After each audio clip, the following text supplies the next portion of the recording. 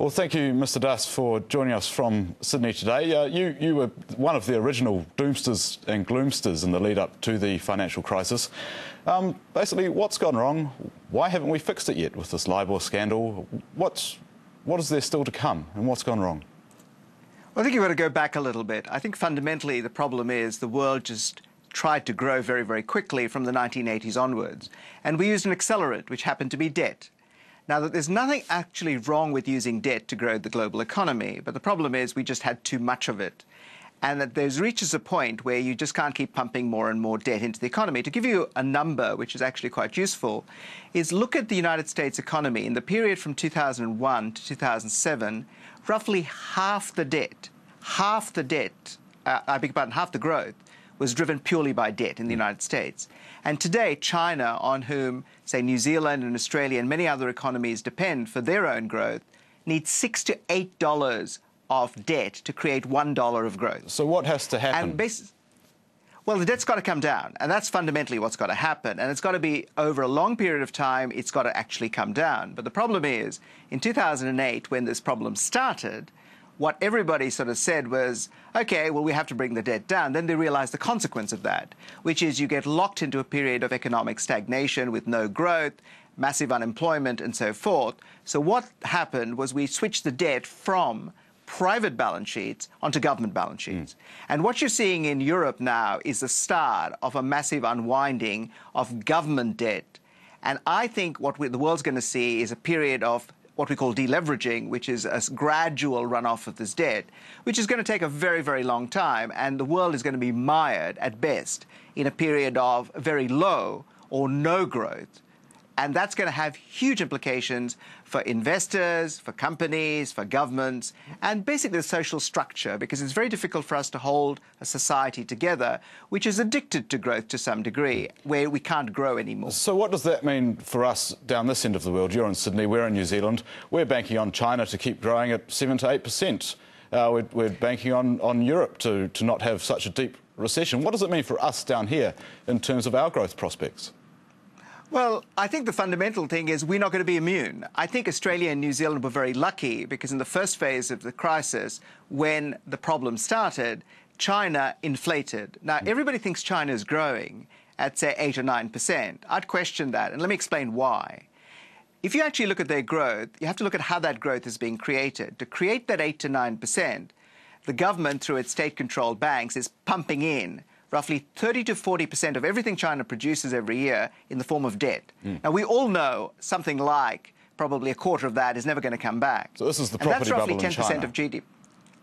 No, it's not a property bubble. I think it's malinvestment as much as anything else. Property is part of it, but I'm not so worried about the property bubble. I think they've just built bridges to nowhere, roads which go nowhere. Ghost cities. And that's not going to produce. And if you deduct the cost of those bad debts from the growth, they're not growing anywhere nearly as quickly. And at the moment, what the world is relying on is you can keep doing it. And I don't think you can. So I think we're going to see the ripples from that storm in places like New Zealand and Australia. New Zealand less than Australia, because New Zealand isn't a mineral producer. Australia relies on its iron ore and its coking coal. You rely on foodstuffs, and people are still going to have to eat. So it's not all gloom and doom in that sense. OK, well, we've just been told the government wants to increase its mineral explorations. That demand seems to be coming off from China, doesn't it?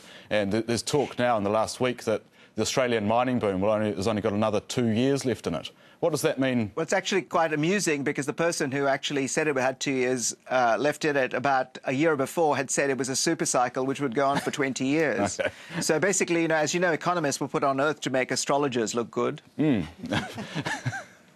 Fair enough. So what is going to happen in Europe? We're going to see stagnation for, what, 20 years? That's going to flow through to China, flow through to us. Really, isn't it? Indeed. In Europe, I think it's kind of interesting because in Europe, I think you're seeing signs that you're going to see elsewhere. One is it's very difficult to solve a problem of debt with more debt, but more importantly, if you don't have any money, what most people seem to miss in Europe is everybody's shuffling the same money around in different ways. The only way you solve this problem is a massive injection of money, and there isn't any. And everybody's talking about, well, Germany should take responsibility for all of this and the richer countries should take responsibility for all of this. But the fact of the matter is, de facto, all the debt has been mutualized and the Germans are going to suffer a catastrophic loss of wealth.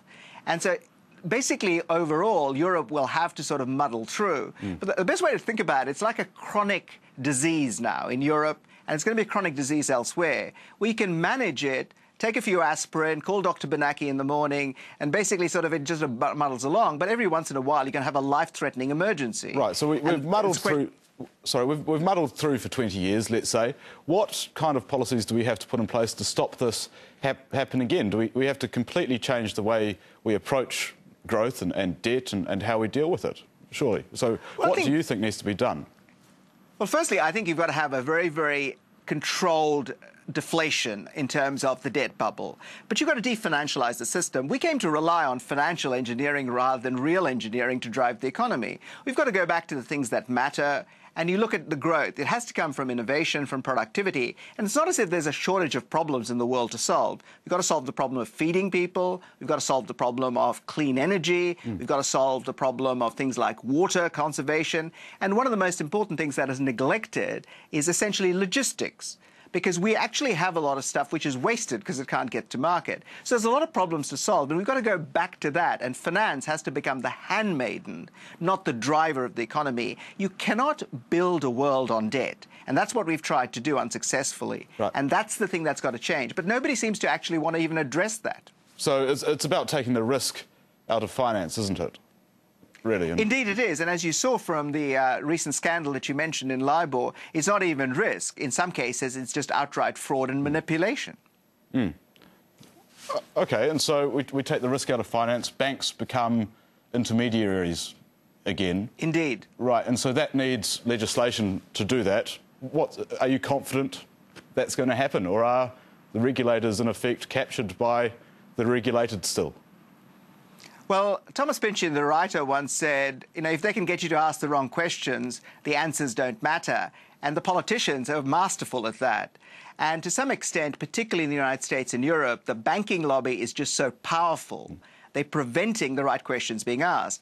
I'll give you an example of that. In the United States, there's a rule called the Volcker Rule, which is designed to prevent banks from trading with their own money. But the problem is the rule has been watered down and made so complex. It's 270 pages long.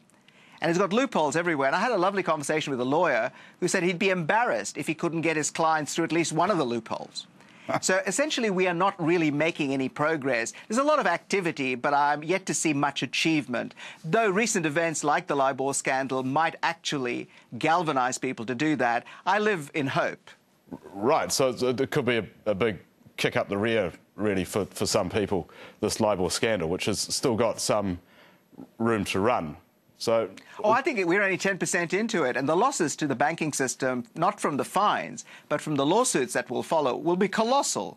And, you know, if you actually look at it from the point of view of investing in banks, not so much New Zealand banks and Australian banks who are at the peripheries of this, but European and American banks, one of the fundamental problems you have is you don't know how big these losses are going to be, and at the same time, they need, obviously, to raise money in different forms. It's going to become very difficult, and perhaps this will be the catalyst for what we call the definancialization, because people start to realize there's no much point in running the banks the way they have been run in the past. Well, thank you very much, Mr. Das, for joining us from Sydney. Back to you, Rach.